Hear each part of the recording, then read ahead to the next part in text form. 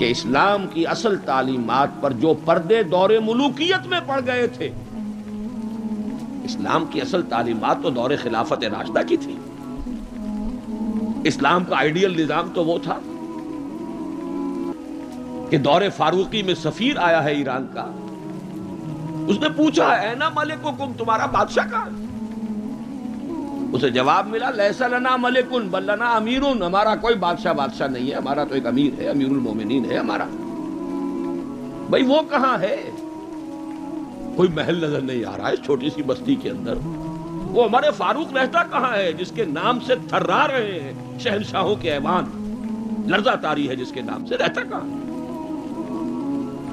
بتایا گیا کہ بیت المال کے کچھ اونٹ گم ہو گئے تھے، ہمارا وہ خلیفہ ان کو تلاش کرنے باہر گیا ہوا.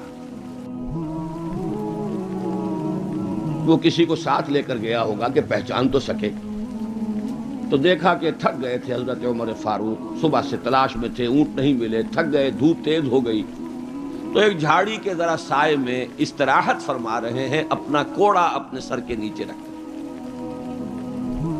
اس نے وہاں کھڑے ہو کر کہا اے عمر، تم انصاف کرتے ہو لہذا تمہیں کوئی خوف نہیں. ہمارے بادشاہ ظلم کرتے ہیں، ان کی جان کانپتی رہتی ہے، اونچی اونچی فصیلوں کے پیچھے بھی وہ لرزتے رہتے ہیں، انہیں باڈی گارڈز کی ضرورت ہے، ان کے لیے تو طرح طرح کی حفاظتوں کا سامان. یہ تھا نظام جو محمد عربی نے دیا صلی اللہ علیہ وسلم. دور ملوکیت میں تو پھر وہی ایوان سجے، وہی محل بنے، وہی چہیتی بیویوں کے لیے کروڑوں روپے کے مقبرے تعمیر ہوئے، محل بنے. جا کر دیکھ لیجئے الحمرا، دیکھ لیجئے جا کر محل. اب وہ محل ہیں لا یرا الا مساکنہم، وہ مسکن اور محل نظر آ رہے ہیں، ان میں رہ بسنے والوں کا نام و نشان مٹ گئے. لیکن یہ کہ دور بنو امیہ میں تو پھر بھی ابھی اس طرح کے محل نہیں بنے تھے. دور بنو عباس میں آ کر تو ملوکیت جو ہے اپنی پوری شدت کے ساتھ اور پوری تمام شان و شوکت کے ساتھ دوبارہ جو ہے ظاہر ہوئی. تو یہ اسلام کی تعلیم پر جو پردے پڑے ہیں، جو سرمایہ داری پھر آ گئی، جاگیرداری پھر آ گئی، بہانوں سے سود کو جائز کیا گیا، بیع مؤجل کے حوالے سے ہی سود کے لیے راستے کھول دیے گئے، یہ سارے جاگیریں دی جا رہی ہیں، یہ سارا کا سارا نظام آ گیا. ظاہر بات ہے جسے سعودی ماڈل درکار نہیں، جسے ایرانین ماڈل منظور نہیں، وہ اس ماڈل کو کیسے پسند کرے؟ ماڈل تو اگر چاہیے تو وہ تو خلافت راشدہ کا، اس کا کوئی عملی نمونہ دنیا میں آج نہیں. تو اقبال نے یہ کہا تھا کہ اگر ایسا ہو گیا، کاش کہ ایسا ہو جائے، تو ہمیں ایک موقع مل جائے گا کہ اسلام کی تعلیمات پر جو پردے دور ملوکیت میں پڑ گئے تھے انہیں ہٹا کر اسلام کے اصل رخ روشن دنیا کو دکھائیں. یہی بات قائد اعظم نے کہی تھی. ہمیں پاکستان اس لیے مطلوب ہے کہ عہد حاضر میں اسلام کے اصول حریت و اخوت و مساوات کا ایک نمونہ دنیا کے سامنے پیش کر سکے. یہ بات دوسری ہے، 45 برس بیت گئے شمسی حساب سے اور 46.5 برس بیت چکے ہیں قمری حساب سے، ابھی تو کہیں وہ مساوات اور حریت اور اخوت کہیں نظر نہیں آ رہی. وہ تو ایک قوم بھی کئی قومیتوں میں بٹ گئی، لسانی اور علاقائی اور صوبائی عصبیتوں کا دورہ ہے. ڈھونڈ اب اس کو چراغ رخ زیبا لے کر. وہ ایک قوم جو ہندوؤں کے مقابلے میں ایک قوم بن گئی تھی، اب تو وہ تحلیل ہو چکی، اس کا کوئی وجود ہی نہیں. میں بہرحال اس مرثیے پر زیادہ وقت صرف نہیں کرنا چاہتا. اس وقت عرض یہ کرنا ہے، آج کے انسان کی اصل ضرورت ایک ماڈل. زبانی کلامی بات کوئی قبول نہیں کرے گا. خلافت راشدہ کی مدح کریں گے، وہ کہیں گے پدرم سلطان بود. تو راچے تم کیا، اپنی شکل دیکھو، تم کیا، تم تو ہم سے بدتر ہو. تمہارے ہاں ڈسکریمنیشن، سید زیادہ تو سید زیادہ ہے ہی ہے، اونچائی ہے، اخلاق کا کتنا ہی پست ہو، اور یہ مسلی یہ تو ہے ہی نیچ، چاہے اخلاق اور کردار میں کتنا ہی اونچا ہو جائے. یوں تو سید بھی ہو، مرزا بھی ہو، افغان بھی ہو، تم سبھی کچھ ہو، بتاؤ تو مسلمان بھی ہو. تمہارا تمدن، تمہاری تہذیب، تمہارا نظام بدترین نظام. بڑے پیارے اشعار کہے علامہ اقبال نے، کہلوائے تو ہیں ابلیس کی زبان سے، اصل میں اس کے پردے میں پیغام اپنا دیا ہے۔ اور ان کی یہ نظم جو ہے ابلیس کی مجلس شورا، ان کے انتقال کے بعد چھپی ہے، یہ آخری دور ہے ان کا۔ اس لیے میں کہا کرتا ہوں کہ اقبال کا پیغام اگر دیکھنا ہو امت مسلمہ کے نام، تو یہ نظم جو ہے ابلیس کی مجلس شورا، یہ ان کا آخری پیغام۔ یہ ظاہر بات ہے کہ وہ کوئی نبی تو نہیں تھے، معاذ اللہ، عام انسان تھے، ذہنی ارتقاء کے مختلف مراحل سے گزرے ہیں، تو ان کا ارتقاء جہاں تک ہوا ہے اس کی آخری صورت جو ہے وہ نظمیں ہیں کہ جو ارمغان حجاز میں شامل ہیں۔ جانتا ہوں میں یہ امت حامل قرآن نہیں، ہے وہی سرمایہ داری بندہ مومن کا دین۔ جانتا ہوں میں کہ مشرق کی اندھیری رات میں بے ید بیضا ہے پیران حرم کی آستی۔ عصر حاضر کے تقاضاؤں سے ہے لیکن یہ خوف، یہ ابلیس کہہ رہا ہے، عصر حاضر کے تقاضاؤں سے ہے لیکن یہ خوف، ہو نہ جائے آشکارا شرع پیغمبر کہیں۔ الحذر، آئین پیغمبر سے 100 بار الحذر، حافظ ناموس زن، یہ ہے معاشرت، مرد آزماں مرد آفرین۔ موت کا پیغام ہر نوع غلامی کے لیے، نہ کوئی فغفور و خاکہ نہ گدائے رہنشی، کرتا ہے دولت کو ہر آلودگی سے پاک و صاف، منعموں کو مال و دولت کا بناتا ہے امین۔ اس سے بڑھ کر اور کیا فکر و عمل کا انقلاب، بادشاہوں کی نہیں اللہ کی ہے یہ زمین، یہ ہے انقلاب۔ چشم عالم سے رہے پوشیدہ یہ آئیں تو خوب، ابلیس کہہ رہا ہے نا، چشم عالم سے رہے پوشیدہ یہ آئیں تو خوب، یہ غنیمت ہے کہ خود مومن ہے محروم یقین۔ یہ ماڈل آج کے انسان کی اصل ضرورت ہے۔ اب میں آپ کو بتاتا ہوں نبی اکرم صلی اللہ علیہ وسلم نے یہ ماڈل دیا کہ نہیں دیا۔ حضور صلی اللہ علیہ وسلم کا یہ ماڈل آج دنیا کا ہر باشعور انسان یہ ماننے پر مجبور ہے کہ آئیڈیل ماڈل، بدترین دشمنوں نے اقرار کیا۔ ایم این رائے 1920 میں لیکچر دیا اس نے، ہسٹوریکل رول آف اسلام، لاہور میں دیا، وہ کتاب اب بھی بھارت میں چھپتی ہے۔ اس نے کہا کہ تاریخ انسانی کا عظیم ترین انقلاب وہ ہے جو محمد نے برپا کیا صلی اللہ علیہ وسلم۔ گاندھی نے 1937 میں جب پہلی مرتبہ ہندوستان میں انگریزوں نے ہمیں کچھ تھوڑی سی سیلف گورنمنٹ دینی شروع کی تھی، 35 کا ایکٹ جو ہے گورنمنٹ آف انڈیا ایکٹ 1935، اس کے نتیجے میں پھر الیکشنز ہوئے سن 36 میں، اور پھر وزارتیں بنی اور پورے ہندوستان میں کانگریس کی وزارت۔ ہری جن میں مقالہ لکھا گاندھی نے اور اپنے ان وزیروں کو کہا، ہدایت کی کہ ابو بکر اور عمر کے ماڈل کو سامنے رکھنا۔ میں تمہارے سامنے ابو بکر اور عمر کی مثال پیش کروں۔ مجھے ایک واقعہ اور یاد آیا ہے، یہ تو چیز چھپی ہوئی ہے، ہریجن کا مقالہ ہے، اس کو تو کوئی شخص ویریفائی کر سکتا ہے۔ ایک واقعہ جو ہے یہ ایک روایت ہے۔ میں جب پہلی مرتبہ حیدرآباد دکن گیا تھا، یہ آج سے کوئی 10 سال پہلے کی بات ہے، وہاں ایک مولانا ابوالکلام آزاد انسٹیٹیوٹ ہے، اس میں میری ایک تقریر تھی، کھچا کھچ بھرا ہوا ہال۔ ایک صاحب جو گورنر رہے تھے، پرانے کانگریسی بوڑھے 80 برس کی عمر کے گورنر رہے تھے بہار کے، بھی نام مجھے اس وقت ذہن سے اتر گیا ہے، وہ ان کی صدارت تھی۔ وہاں میں نے تقریر کی مولانا ابوالکلام آزاد مرحوم کے ایک زندگی کے بارے میں، اب اس کا تفصیل میں یہاں بیان نہیں کروں گا۔ تو ایک صاحب جو وہاں ریٹائر ہوئے تھے عثمانیہ یونیورسٹی سے as head of the political science department, وہ مجھ سے ملے۔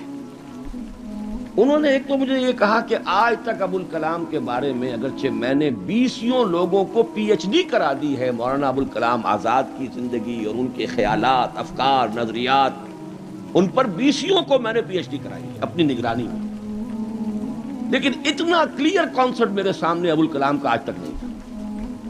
اور وہ 2 جملے میں بیان کر دیتا ہوں۔ میں نے یہ کہا کہ ابوالکلام کی زندگی کے 2 دور تھے، 1912 سے لے کر کا اور 1920 تک کا ابوالکلام، یہ تسلسل تھا تحریک شہیدین کا.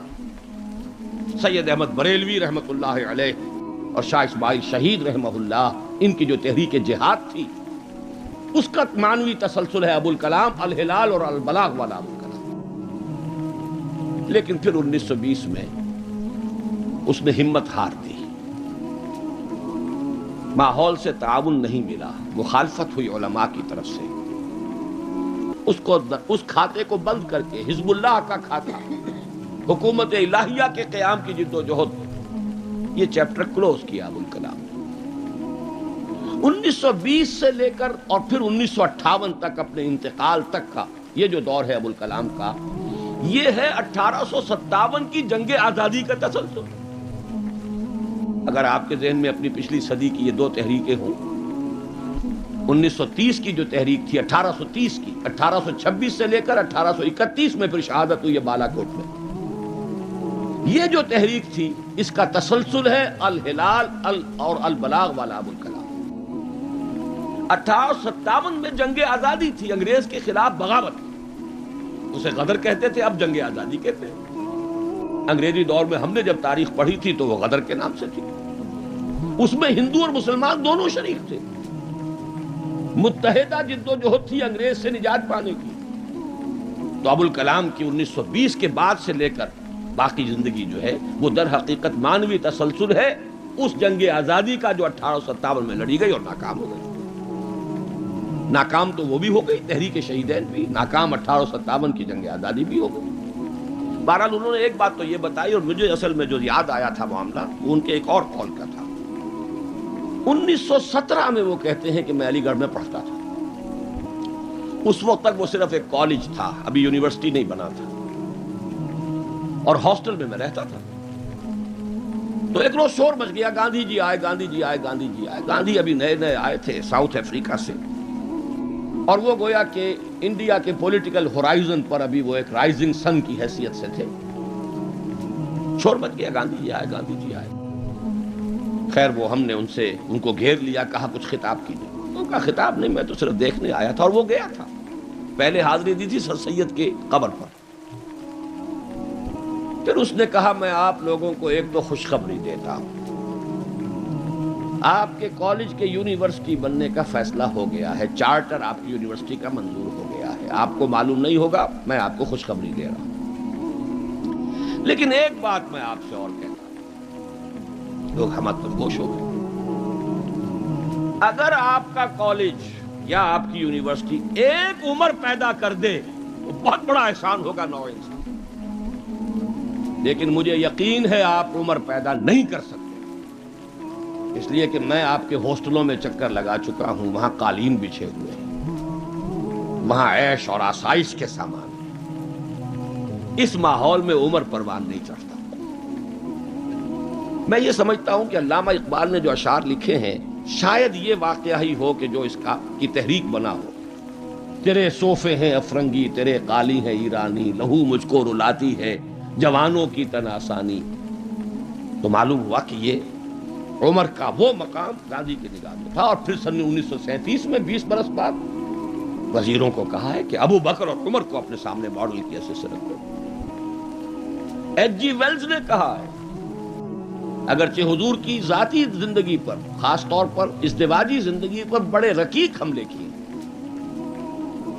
لیکن پھر اس نے جب حجۃ الوداع کے ذکر پر آتا ہے concise history of the world میں، اس کا پرانا آپ کو کوئی ایڈیشن تلاش کرنا ہوگا، نئے ایڈیشن میں سے یہ پیسیجز نکال دیے ہیں نئے ایڈیٹرز نے.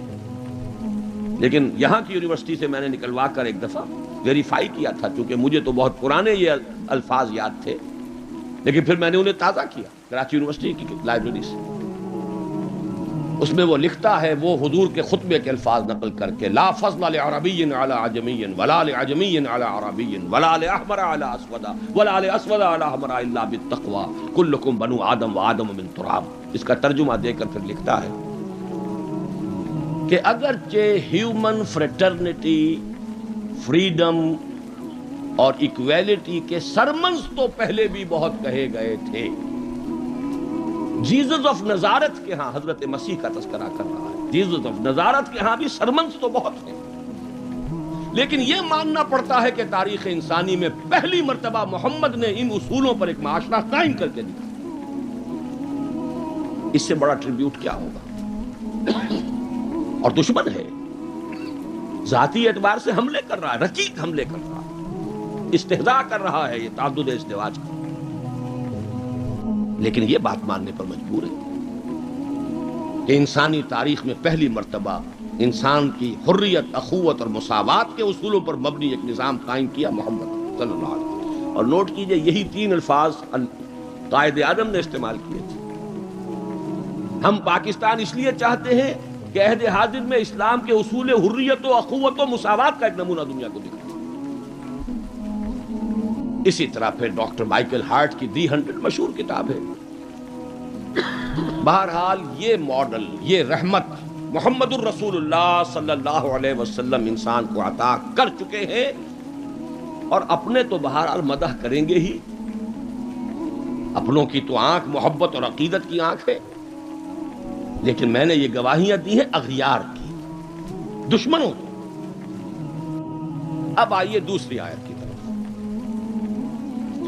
لقد کان لکم فی رسول اللہ اسوۃ حسنہ. یہاں خطاب ہو رہا ہے تمہارے لیے اللہ کے رسول کی زندگی میں، اللہ کے رسول کی شخصیت میں ایک عمدہ نمونہ ہے. پہلے تو غور کیجئے لکم سے مراد کیا ہے. یہاں خطاب مسلمانوں سے ہے، یہاں پوری نوع انسانی سے نہیں ہے. یہ فرق ہے، نوٹ کر لیجئے. پہلی آیت کے مقابلے میں خطاب کا رخ اس آیت میں یہ محدود ہے، مسلمانوں کی طرف خطاب. اے مسلمانوں، تمہارے لیے رسول کی شخصیت میں ایک عمدہ نمونہ ہے.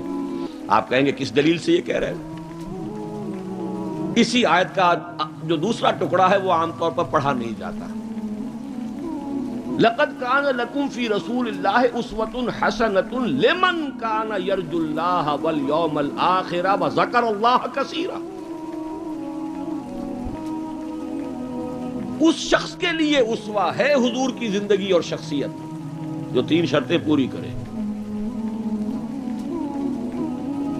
جیسے کہ قرآن مجید خود اپنے بارے میں کہتا ہے ہدی للناس شہر رمضان الذی انزل فیہ القرآن ہدی للناس وبینات من الہدی والفرقان. لیکن سورہ بقرہ ہی کے شروع میں کہتا ہے ہدی للمتقین. ستیارتھ پرکاش کے مصنف نے سوامی دیانند سرسوتی نے تو اعتراض کیا تھا اس پر. 14واں باب، بدنام زمانہ 14واں باب یاد ہوگا. اس کا حل کیا ہے اس اشکال کا؟ قرآن اپنی جگہ ہدایت ہے پوری نوع انسانی کے لیے تا قیام قیامت، لیکن اس سے استفادہ وہی کرے گا جس میں استفادے کی پیاس اور طلب. پیاس ہی نہیں، بہترین مشروب رکھ دیجئے، پیے گا نہیں انسان. بھوک نہیں، بیماری کی وجہ سے ذائقہ منہ کا خراب ہے. آپ نے دیکھا ہوگا ماؤں کو بیچاریاں بچوں کی کیسی کیسی خوش آمدیں کرتی ہیں، بیٹے کچھ کھا لو، یہ کھا لو، وہ کھا لو، یہ، لیکن اس کا منہ کا ذائقہ بگڑا ہوا کچھ نہیں کھاتے. بھوک مری ہوئی ہے کچھ نہیں کھاتے. تو جس میں ہدایت کی طلب نہیں ہوگی قرآن اس کو ہدایت نہیں دے گا. اپنی جگہ ہدی للناس، استفادے کے لیے شرط ہے، پیاس ہو طلب ہو تب. اسی طرح حضور کی زندگی اسوہ کاملہ، اپنی جگہ مکمل ہر اعتبار سے، لیکن اس سے استفادہ کرنے کے لیے 3 شرطیں ہیں. لقد کان لکم فی رسول اللہ اسوۃ حسنۃ لمن کان یرجو اللہ والیوم الآخر وذکر اللہ کثیرا. اس کے لیے اسوہ ہے کہ جو اللہ سے ملاقات کا امیدوار ہے، یوم آخرت پر یقین رکھتا ہے، حساب کتاب کا یقین ہے، اور اللہ کا ذکر کرتا ہو کثرت کے ساتھ، اس کے لیے بہت اہم ہے یہ نکتہ جو عام طور پر اس آیت کا دوسرا ٹکڑا جو ہے وہ سنایا ہی نہیں جاتا. لقد کان لکم فی رسول اللہ اسوۃ حسنۃ لمن کان یرجو اللہ والیوم الآخر وذکر اللہ کثیرا. اللہم ربنا اجعلنا منہم، اے اللہ ہمیں ان لوگوں میں شامل فرما جو ان 3 شرطوں کو پورا کر کے اور محمد الرسول اللہ صلی اللہ علیہ وسلم کی اسوہ حسنہ سے استفادہ کر سکے۔ اب نوٹ کیجئے حضور کا یہ اسوہ نمونہ کس کس پہلو سے ہے۔ اس میں بھی ذرا 3 مراحل آئیں گے۔ سب سے پہلے یہ کہ ایک فرد کی حیثیت سے اسوہ کامل، خاص طور پر میرے نزدیک تو یہ سیرت النبی کا اعجاز ہے، معجزہ ہے۔ اگرچہ حضور کا سب سے بڑا معجزہ قرآن ہے، لیکن خود اپنی جگہ پر سیرت النبی معجزہ ہے۔ کس معنی میں؟ انسان کی جتنی حیثیتوں کا آپ تصور کر سکتے ہیں ان تمام حیثیتوں میں اسوہ موجود ہے محمد الرسول اللہ صلی اللہ علیہ وسلم۔ باپ کی حیثیت سے اسوہ موجود، حضرت مسیح کی زندگی میں تو نہیں، انہوں نے شادی نہیں کی۔ شوہر کی حیثیت سے اسوہ موجود، خسر کی حیثیت سے اسوہ موجود، حضرت علی کے خسر ہے کہ نہیں، حضرت عثمان کے خسر ہے یا نہیں۔ داماد کی حیثیت سے اسوہ موجود، حضرت ابوبکر حضرت عمر کے داماد ہے کہ نہیں۔ پھر ذرا غور کیجئے، داعی کی حیثیت سے اسوہ، مبلغ کی حیثیت سے اسوہ، معلم کی حیثیت سے اسوہ، مربی اور مزکی کی حیثیت سے اسوہ، امام مسجد کے اعتبار سے اسوہ، خطیب مسجد کے اعتبار سے اسوہ، پھر میدان جنگ میں سپہ سالار کی حیثیت سے اسوہ، قاضی القضات کی حیثیت سے اسوہ، اور صدر مملکت کی حیثیت سے اسوہ۔ کون سی زندگی کا گوشہ ہے؟ اتنی گمبھیر زندگی کا واقعہ یہ ہے کہ کوئی اور دنیا میں مثال آپ نہیں دے سکتے، اتنی جامع زندگی۔ یہی بات ہے جو ڈاکٹر مائیکل ہارٹ نے تو یہی بات تو کہی ہے، He is the only person supremely successful in both the religious and secular fields۔ باقی عظیم شخصیتیں ایسی ہیں یا مذہب و اخلاق اور روحانیت کے میدان میں بلند نظر آئیں گی تو دنیا اور سیاست اور مملکت اور ریاست اور سپہ سالاری میں زیرو۔ گوتم بدھ کا ادھر اونچا مقام ہے، ادھر زیرو۔ حضرت مسیح کا ادھر اونچا مقام، ادھر زیرو۔ حضرت مسیح ابھی آئیں گے، دوسرا میدان بھی، اس میں بھی ان کی جولانیاں ہوں گی، لیکن اس وقت تک دنیا جس مسیح سے واقف ہے ان کی زندگی میں تو دوسرا کھاتا ہی نہیں ہے، کھانا کھلا ہی نہیں۔ اور ادھر آئیے سکندر اعظم کہاں میکڈونیا سے چلا ہے اور بیاس تک پہنچ گیا ہے 3 سال کے اندر اندر، لیکن روحانیت اور مذہب اور اخلاق کے معاملے میں زیرو سے کام نہیں چلتا، کوئی مائنس ویلیو لانی پڑے گی۔ اسی طرح اٹیلا، اسی طرح چنگیز خان، ایک ہی شخصیت ہے، the only person supremely successful in both the fields. گویا کہ ہر اعتبار سے اسوہ کاملہ۔ یہاں بھی ایک نقطہ ذرا سی ڈائگریشن ہے۔ ایک پہلو ایسا ہے انسانی زندگی کا جس میں حضور اس کا کی شخصیت یا آپ کی سیرت اسوہ نہیں ہے۔ آدمی چونک جائے گا، اسے شاید توہین پر محمول کرے، لیکن ہے۔ اور وہ شخصیت کا پہلو ہے ایک عورت کی حیثیت سے، بیوی کے لیے اسوہ، ماں کے لیے اسوہ، کہاں سے آئے گا؟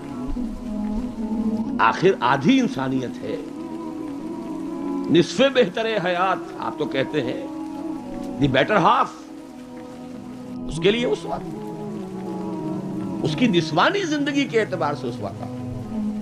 دیکھیے یہی نقطہ ہے، نوٹ کر لیجئے، دل پر لکھ لیجئے۔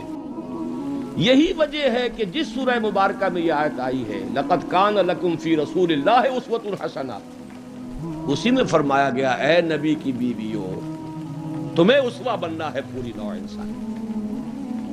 یا نساء النبی لستن کاحد من النساء، اے نبی کی بیویوں تم عام عورتوں کے مانند نہیں۔ نبی کی زندگی میں جو خلا ہے اس لیے کہ وہ مرد ہے، اسوہ کے اعتبار سے جو خلا رہ گیا ہے اسے تمہیں پر کرنا ہے۔ انما یرید اللہ لیذھب عنکم الرجس اہل البیت ویطہرکم تطہیرا، اللہ چاہتا ہے کہ تم سے ہر طرح کی گندگی آلائش کو خوب دھو کر پاک کر دے۔ تطہیر، جتنا کہ تطہیر کا حق ہے بتمام و کمال تمہاری شخصیتوں میں پورا ہو جائے، اس لیے کہ تم پوری امت کے لیے، نوع انسانی کے لیے اسوہ کی وہ کمی کہ جو سیرت محمدی میں ہے صلی اللہ علیہ وسلم، اس خلا کو پر کرنے والی بنو گی۔ بہرحال انفرادی حیثیت میں گمبھیر ترین اسوہ حضور کی زندگی میں موجود، اسی کا ایک رخ اور بھی ہے انفرادی زندگی کا، اور وہ ہے اخلاقیات۔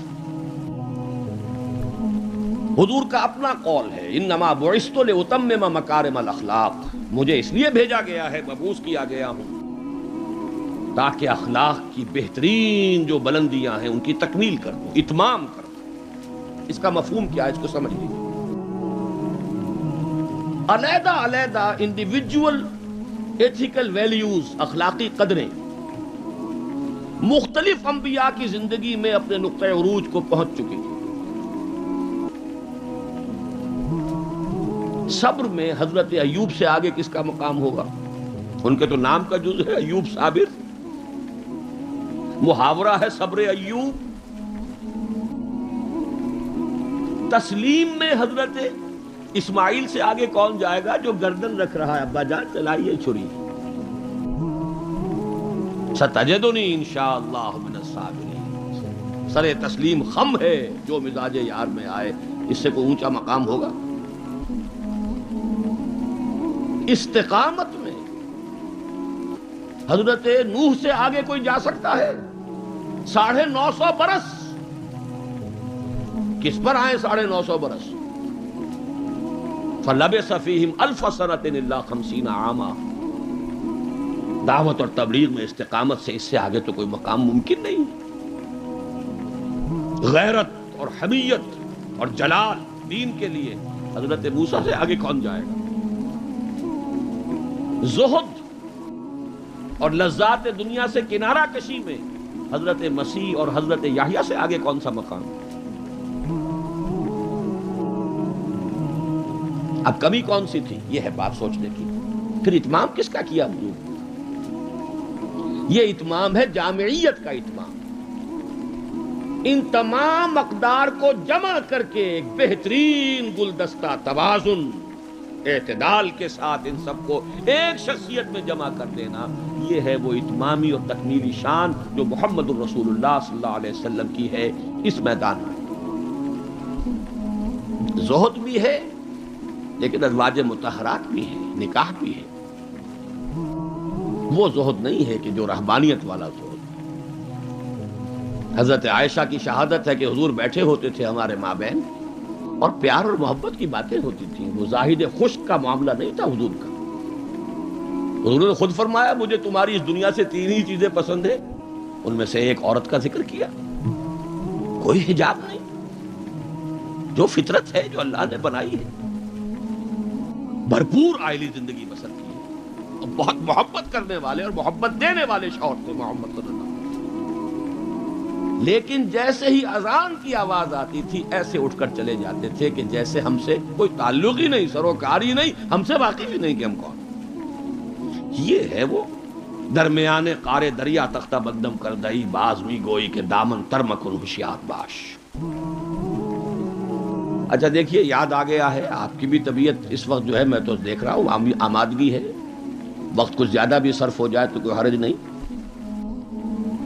رجم کا ایک واقعہ ہو رہا ہے حضرت مسیح کی زندگی میں، وہ میری مگدلین پڑھا ہوگا آپ نے، زانیہ تھی، جرم ثابت ہو گیا، اسے رجم کرنے کے لیے لے کے جا رہے تھے، شور مچا ہوا تھا، حضرت مسیح بھی گزر رہے تھے، کیا معاملہ ہے؟ یہ ہے، فرمایا ٹھیک ہے چلو، خود بھی چلے۔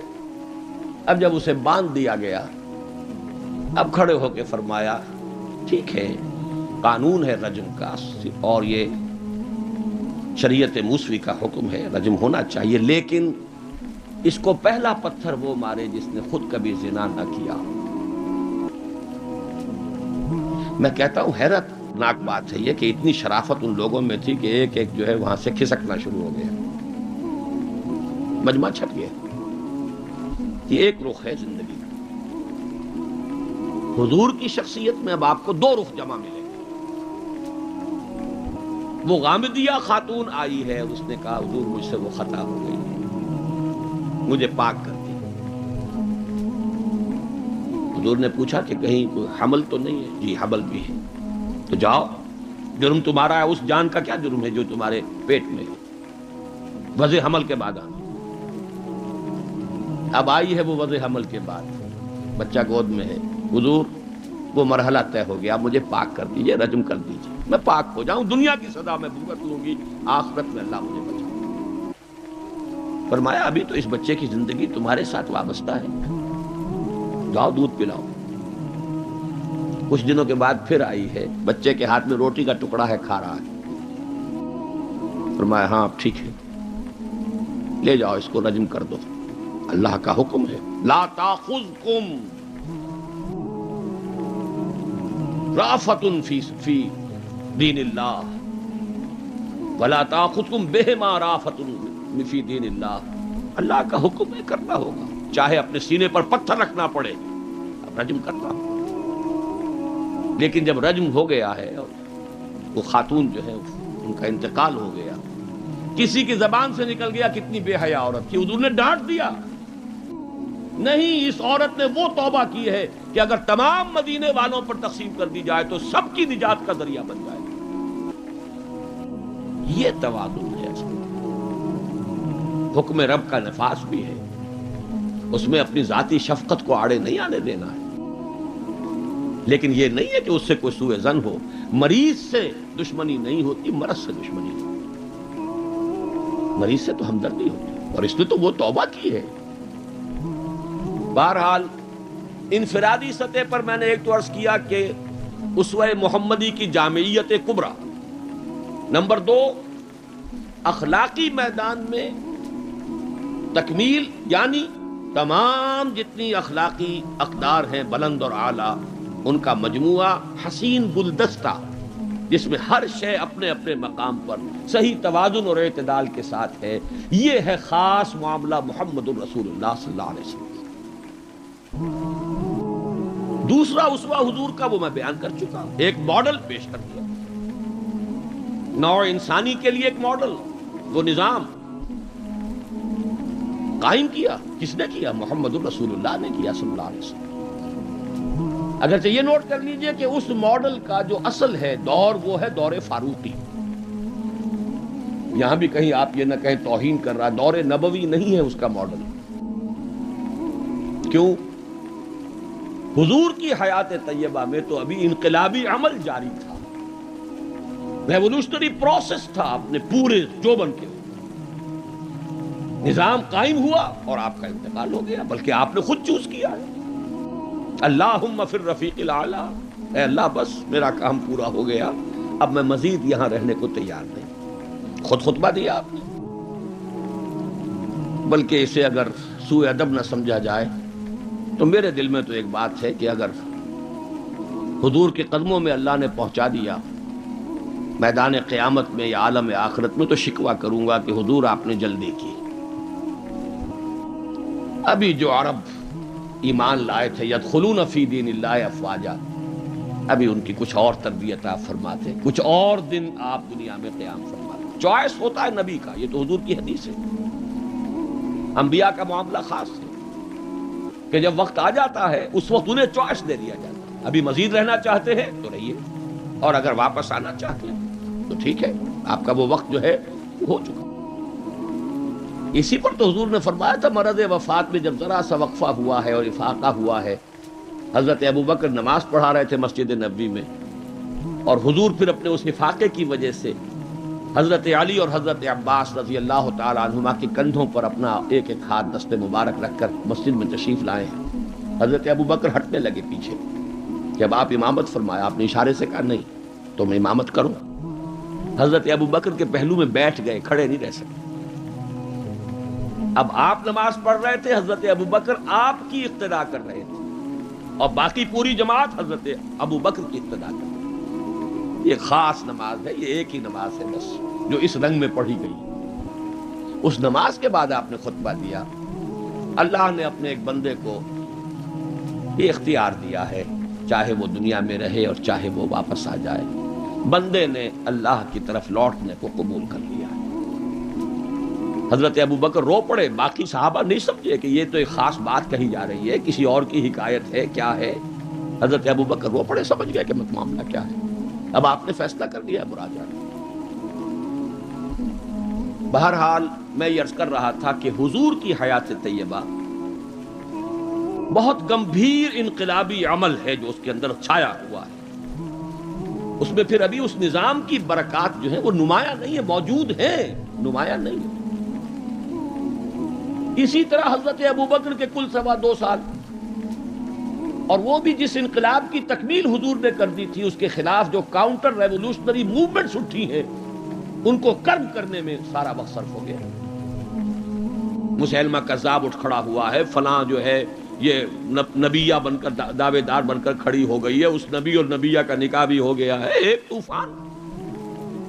منکرین زکوٰۃ کھڑے ہو گئے ہیں، اور شاید آپ نے کبھی نوٹ نہ کیا ہو، نوٹ کر لیجئے، یہ سورت تو آپ پڑھتے ہی ہیں، اذا جاء نصر اللہ والفتح ورأیت الناس يدخلون فی دین اللہ افواجا، لیکن یہ کہ اس کی ایک برعکس تصویر بھی ہے، وہ دیکھ لیجئے کہ حضور کے انتقال کے بعد وہ جو فوج در فوج آئے تھے، فوج در فوج نکل بھی گئے تھے، یخرجون من دین اللہ افواجا، اور دارالاسلام جو ہے وہ صرف مدینے تک محدود ہو کر رہ گیا تھا۔ حضرت ابوبکر کی فضیلت جو ہے در حقیقت اسی سے ظاہر ہوتی ہے، with an iron fist and with an iron will، جس طرح آپ نے مقابلہ کیا ہے اور کرش کر دیا ہے ان تمام جو بھی قوتیں اٹھی ہیں۔ حضرت عمر تک گھبرا رہے ہیں، مشورہ دے رہے ہیں کہ دیکھیے ایک دم 3 محاذ نہ کھول لیجئے، حالات بڑے خراب ہیں، بڑے نازک ہیں، آپ نہ تو جیش اسامہ کو روک رہے ہیں، ٹھیک ہے آپ کا کہنا ہے کہ جس لشکر کا علم جو ہے حضور نے عطا کر دیا ہو، میں کیسے اس لشکر کو روک لوں؟ پھر آپ مدعیان نبوت کے خلاف بھی لشکر بھیج رہے ہیں، وہ بھی سمجھ میں آتا ہے، وہ تو کافر ہو گئے، مرتد ہو گئے، لازماً ان کے خلاف تو جہاد کرنا ہے، لیکن کم سے کم ان زکوٰۃ کا انکار کرنے والوں کے معاملے میں سوچئے، نرمی کیجئے، تیسرا محاذ نہ کھولیے۔ انہوں نے نہ کسی نئے نبی کی دعوت کو قبول کیا ہے، نہ وہ ابھی نماز کا انکار کر رہے ہیں، بلکہ زکوٰۃ بھی یہ نہیں کہتے کہ ہم نہیں دیں گے، صرف یہ کہتے ہیں کہ ہم حکومت کو نہیں دیں گے، تو تھوڑی سی نرمی کیجئے۔ حضرت عمر کو ڈانٹ ملائی ہے حضرت ابوبکر نے، اے عمر تم دور جاہلیت میں تو بڑے سخت تھے اور بڑے ہمت والے تھے، اسلام میں آ کر کمزور ہو گئے۔ اور پھر وہ تاریخی الفاظ کہے ہیں، ایبدل الدین وانا حی، کیا دین کے اندر ترمیم ہوگی جبکہ میں ابھی زندہ ہوں؟ میری زندگی میں دین میں ترمیم نہیں ہو سکتی، خدا کی قسم اگر کسی اور نے میرے ساتھ نہ دیا تنہا جاؤں گا اور ان مانعین زکوٰۃ سے جہاد کروں گا۔ یہ آئرن ول اور آئرن فسٹ ابو بکر، رقیق القلب نحیف الجثہ انسان۔ لہذا اس 2.25 سال میں بھی اصل جو برکات ہیں ان کا ظہور نہیں ہو پا رہا۔ اصل میں جسے انگریزی میں آپ کہتے ہیں للی ان بلوم، یہ گلاب کا پھول پوری طرح کھل کر جو سامنے آیا ہے وہ دور فاروقی ہے رضی اللہ تعالی عنہ، اس کی وہ شانیں ہیں۔ وہ سفیر کا واقعہ سنا چکا ہوں، حریت کا معاملہ دیکھیے کہ سعد ابن ابی وقاص کے بارے میں پرچہ نویس نے اطلاع دی ہے ایران سے، گورنر ہے ایران کے حضرت سعد ابن وقاص، اور گورنر اس لیے ہے کہ خود فاتح ایران ہیں، یہ ریوڑیوں کی طرح بٹی ہوئی گورنریاں نہیں ہیں کہ اس کو دے دو اس کو دے دو، جس کو چاہو دے دو، خود فاتح ایران سعد ابن ابی وقاص۔ اور آدمی کون ہے وہ؟ ایک ہی انسان ہے جس کے بارے میں حضور نے فرمایا، اے سعد تم پر میرے ماں باپ قربان۔ غزوہ احد میں جب لرغہ کیا ہے کفار نے اور حضور کو شہید کرنے کے لیے سرتوڑ کوشش کی ہے، اس وقت تیر اندازی کر رہے تھے حضرت سعد ابن ابی وقاص رضی اللہ تعالیٰ عنہ، یکی از عشرہ مبشرہ۔ اس وقت حضور نے کہا تھا تیر چلائے جاؤ اے سعد، تم پر میرے ماں باپ قربان۔ وہ سعد ہیں کہ پرچہ نویس نے اطلاع دی ہے کہ سعد نے اپنے گھر کے باہر ایک ڈیوڑی بنا لی ہے، دربان کھڑا کر دیا ہے، حضرت بلال کو بھیجا ہے، خط میں ڈانٹ دی ہے، لیکن بلال کو حکم تھا کہ پہلے جا کر ڈیوڑی کو آگ لگا دینا، پھر یہ خط دینا سعد کو۔ انہیں آگ لگائی ہے، پھر جا کر یہ خط دیا ہے۔ خط میں لکھا ہے، سعد لوگوں کو ان کی ماں نے آزاد جنا تھا، تم نے انہیں اپنا غلام کب سے بنا دیا؟ حریت کا اس سے اونچا تصور کوئی ہوگا؟ ایک عورت ٹوک رہی ہے، عمر جی محمد عورت تھی، یہ کیا تم نے حکم نافذ کیا ہے کہ مہر اس سے زیادہ نہیں ہوگا؟ ہمارے جس حق پر اللہ نے کوئی حد نہیں لگائی، تم کون ہوتے ہو حد لگانے والے؟ قرآن کی آیت ہے، بات ہے تم احداہن قنطارا، تم نے اگر اپنی کسی بیوی کو ڈھیروں دیا ہو سونا تب بھی واپس نہیں لے سکتے۔ جب قرآن نے ڈھیروں سونے تک کی اجازت دی ہے، تم کون ہوتے ہو اس کے اندر ترمیم کرنے والے؟ عمر وہیں کہتے ہیں آج ایک بڑھیا نے عمر کو دین سکھایا اور آرڈیننس واپس۔ حریت، احتساب، تنقید، مساوات، اگر یہ کچھ چڑیاؤں کے نام ہیں، ہمارے لیے تو یہ چڑیاں ہیں، ان کا ہے، صرف شکلیں ہیں، نام ہیں، حقیقت کہیں نہیں۔ ان تمام چیزوں کی بتمام و کمال حقیقت دیکھنی ہو تو حضرت فاروق کا دور، بیت المقدس کا سفر کر رہے ہیں، اور ایک اونٹ تقریباً 700 میل کا سفر، کوئی نجی سفر نہیں ہے، کوئی انٹوریج نہیں ہے، کوئی 250 300 400 آدمی ساتھ نہیں ہے، کوئی پورا بوئنگ 747 نہیں لے جایا گیا عمرے کے لیے، ایک اونٹ ایک خادم، اسی اونٹ پر راشن بھی ہے، لہذا بیک وقت 2 آدمی نہیں بیٹھ سکتے، ایک ہی آدمی سواری کر سکتا۔ ایک منزل میں خلیفہ وقت اوپر بیٹھے ہیں اور خادم نکیل پکڑ کر آگے چل رہا ہے، اگلی منزل میں خادم اوپر بیٹھا ہے اور خلیفہ وقت نکیل پکڑ کر چل رہا ہے، اور آخری وقت میں باری اتفاقاً آ گئی خادم کی، اس نے ہاتھ جوڑ دیا کہ خدا کے لیے لوگ کیا کہیں گے، میرے سر ہو جائیں گے۔ فرمایا نہیں، الدور دورک، نہیں، باری تمہاری۔ اور اس محاذ پر تھے کون کمانڈر؟ ابو عبیدہ بن الجراح رضی اللہ تعالی عنہ، امین هذه الامہ۔ جب غلغلہ ہوا، آ گئے عمر، آ گئے عمر، آ گئے، تشریف لے آئے۔ اب وہ آئے ہیں استقبال کے لیے، دیکھا کپڑے سخت میلے، ننگے پاؤں، درمیان میں کہیں کیچڑ آیا تھا، پیدل چل کے آ رہے تھے تو جوتے بھی ہاتھ میں لے لیے تھے۔ کہا یہ آپ کیا کر رہے ہیں؟ اپنا حلیہ کوئی درست کیجئے، یہ بڑا متمدن ملک ہے، بڑے مہذب لوگ ہیں یہ شام کے لوگ، کیا کہیں گے؟ ڈانٹ پلائی ہے حضرت ابو عبیدہ کو۔ نحن قوم اعزنا اللہ بالاسلام، اے ابو عبیدہ کیا ہو گیا تمہیں؟ ہم وہ لوگ ہیں کہ ہمیں جو عزت اللہ نے دی ہے وہ اسلام سے دی ہے، کپڑوں سے نہیں دی۔ واقعہ یہ ہے کہ یہ ہے وہ heights by great men reached and kept، یہ مثالیں ہیں، یہ آئیڈیل ہے، یہ اسوہ ہے، اور اس میں کمال عمر کا نہیں ہے، کمال محمد الرسول اللہ کا ہے صلی اللہ علیہ وسلم۔ درخت اپنے پھل سے پہچانا جاتا ہے، عمر تو درخت کا پھل ہے، ابو بکر اس درخت کے پھل ہیں، صحابہ کرام اس شجرہ طیبہ کے برگ و بار ہیں، اسوہ تو محمد کا ہے صلی اللہ علیہ وسلم۔ لیکن اب آگے آئیے، اسوے کی تیسرا حصہ ہے اسوہ کا، اور یہ نوٹ کر لیجئے، جس مقام پر یہ آیت وارد ہوئی ہے سورہ احزاب میں، پہلے تو میں نے آپ کو بتایا سورہ احزاب ہی میں وہ آیت لی ہے جس میں اسوہ خواتین کے لیے حضور کے ازواج مطہرات، لیکن یہ آیت کہاں آئی ہے پرٹیکولرلی؟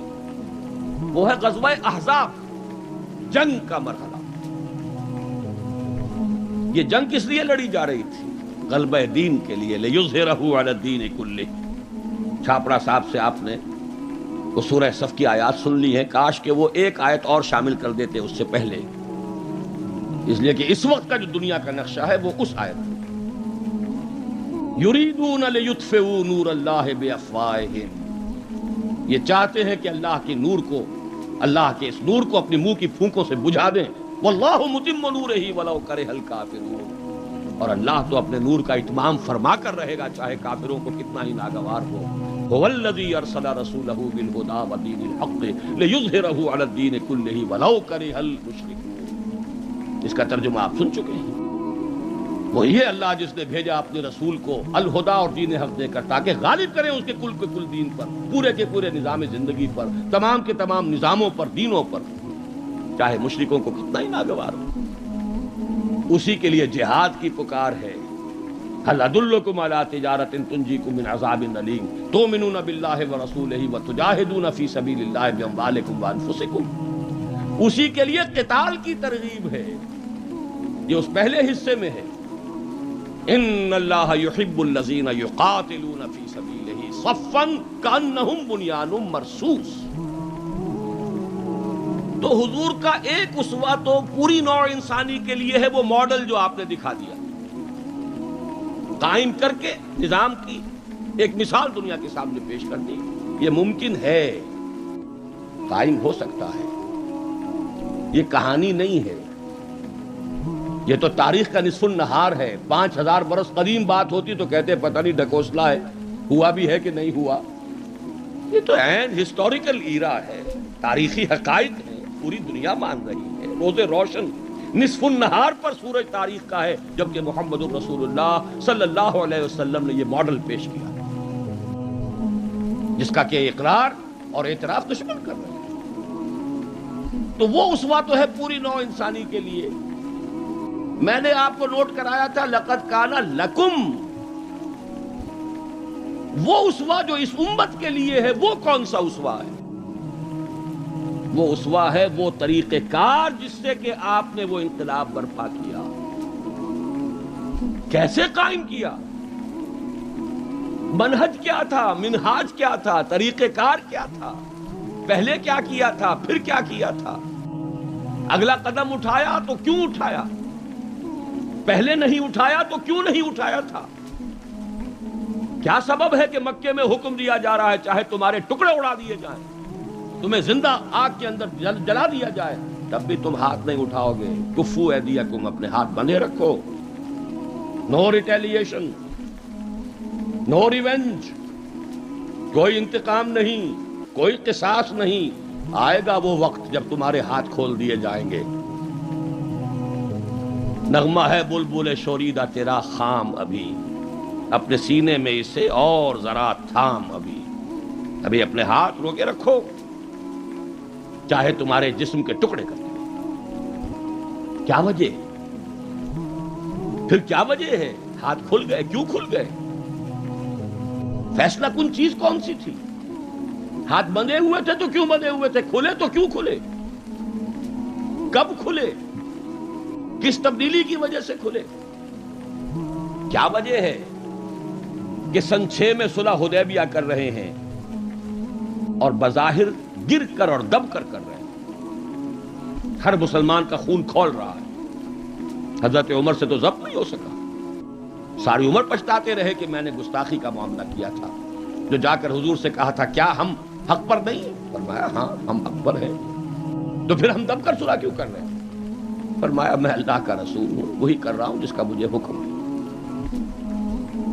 یہی بات حضرت علی نے کی جب سہیل ابن عمر نے کہا ہے کہ یہ معاہدہ جو لکھا جا رہا ہے صلح کی دستاویز، اس میں آپ کے نام کے ساتھ رسول اللہ کا لفظ نہیں ہوگا، اس لیے کہ دستاویز پر تو دونوں پارٹیز کے دستخط ہونے، اگر ہم آپ کو اللہ کا رسول مان لیں تو جھگڑا کائے گا؟ پھر ہم تو نہیں مانتے کہ آپ اللہ کے رسول ہیں، یہ معاہدہ ہوگا محمد ابن عبداللہ اور قریش کے مابین۔ وہی مسکرا کر بات فرمائی، تم مانو یا نہ مانو میں اللہ کا رسول ہوں، لیکن اے علی مٹا دو، جو یہ کہہ رہا ہے مان لو، کہ لکھ دو محمد ابن عبداللہ۔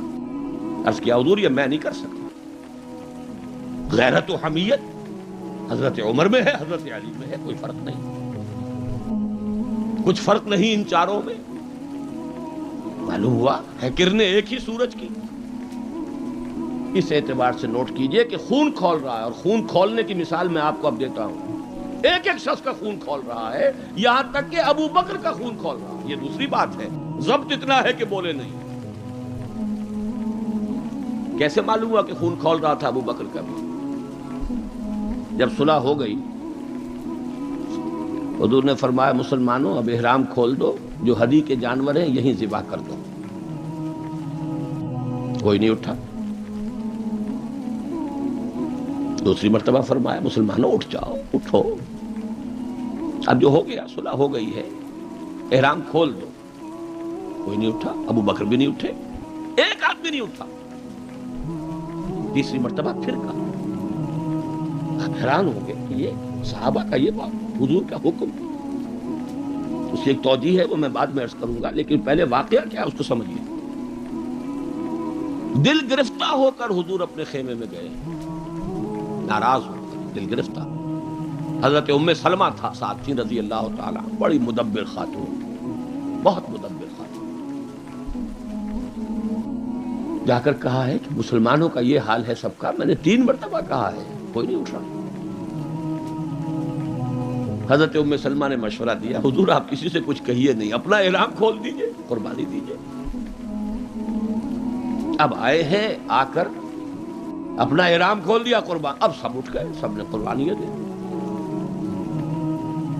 میرے ذہن میں اس کی تعویل یہ ہے کہ لوگ منتظر تھے، اسے کہا جاتا ہے فلسفے میں حالت منتظرہ، پتہ نہیں حضور ہمارا امتحان تو نہیں لے رہے، یہ احرام کیسے کھول دے بغیر عمرہ کیے، یہ کوئی اللہ اور اس کے رسول کی طرف سے ہماری غیرت و حمیت کا امتحان تو نہیں ہے۔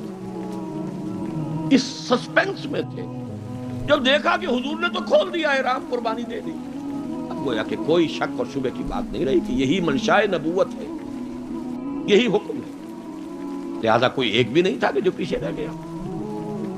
لیکن میری گفتگو اس وقت اس مرحلے پر تھی کہ قابل توجہ ہے یہ بات، 2 سال قبل سن 6 میں حضور صلی اللہ علیہ وسلم بظاہر گر کر دب کر صلح کر رہے ہیں، اور 2 سال کے بعد قریش کا سردار آ کر ابو سفیان خوش آمدیں کر رہے ہیں۔ اس لیے میں ادب کا سے نام دوں گا کہ ایمان لے آئے بعد صحابی ہیں، خدا کے لیے ہماری طرف سے خطا ہوئی ہے، ہمارے ایک قبیلے نے، ہمارے حلیف قبیلے نے صلح کو توڑا ہے، رینیو کر دیجئے، دوبارہ وہ ٹریٹی ہو جائے، دوبارہ معاہدہ۔ حضور نہیں سن رہے، سفارشیں کرا رہے ہیں، حضرت علی سے کرا رہے ہیں، فلاں سے کرا رہے ہیں، خدا کے لیے سفارش کرو، منواؤ۔ ابو سفیان بڑے مدبر انسان، انہیں پتا تھا اب ہمارے اندر طاقت نہیں ہے، اب ہم مقابلہ نہیں کر سکتے محمد کا۔ 2 برس جو حضور کو مل گئے، اس میں جو آپ نے پھر اپنی دعوت اور جو تنظیم اور تربیت کے مراحل جس تیزی کے ساتھ آگے بڑھائے ہیں، خیبر فتح کر لیا، اتنی بڑی فتح، صلح حدیبیہ کے فوراً بعد جب اندرون ملک عرب کوئی اندیشہ نہیں رہا، سیدھے آپ نے تیر کی طرح رخ کیا خیبر کا، اور وہ گڑھ اور قلعہ جو ہے یہود کا، اس کو پاش پاش کر دیا۔ اب طاقت اتنی ہو چکی تھی کہ ابو سفیان کو معلوم تھا we are no match to Muhammad now صلی اللہ علیہ وسلم۔ اس لیے بلکہ اس میں بھی واقعہ سن لیجئے، حضرت ام حبیبہ ابو سفیان کی بیٹی ہے، حضور کے نکاح میں ہے، معلوم ہوا کہ this is the nearest approach، اس سے زیادہ سفارش اور کون سی ہوگی، اپنی بیٹی جو ہے خود نبی کے گھر میں، بڑی امیدیں لے کر گئے ہوں گے ابو سفیان۔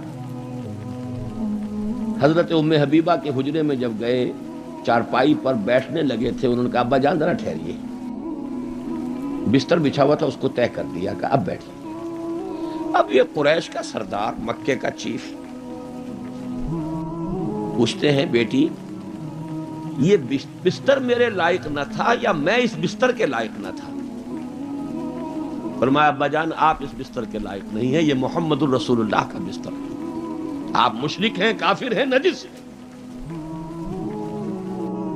تو میں یہ کہا کرتا ہوں کہ کیا ان کو خیال رہا ہوگا کہ اب کیا سفارش کے لیے اس بیٹی سے کہے جن کا معاملہ، جس کا طرز عمل یہ ہے۔